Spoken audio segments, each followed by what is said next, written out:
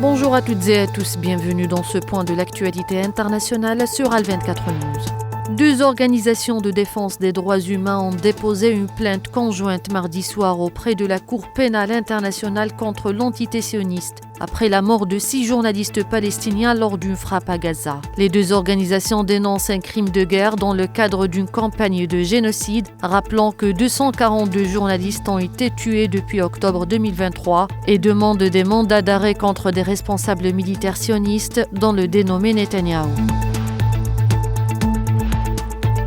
Donald Trump et Vladimir Poutine se retrouvent vendredi en Alaska, première rencontre en personne depuis 2019 après plusieurs échanges téléphoniques depuis janvier. La Maison-Blanche précise que l'entrevue demandée par le président russe aura pour objectif d'écouter Vladimir Poutine. L'Ukraine n'est pas représentée et Trump a indiqué qu'il s'adresserait à Volodymyr Zelensky et aux dirigeants européens après le sommet.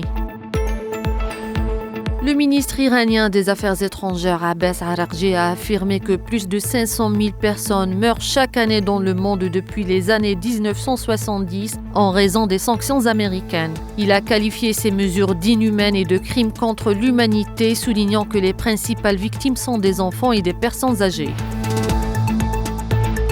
La Chine a pris des mesures contre 2 banques de l'Union européenne après le placement de 2 institutions financières chinoises sur une liste de sanctions liées à la Russie. Les 2 banques européennes ne peuvent plus effectuer de transactions avec des entités ou particuliers chinois. Pékin appelle l'Union européenne à préserver la coopération bilatérale et à corriger ces méfaits. Nous arrivons à la fin de cette édition, merci de l'avoir suivi.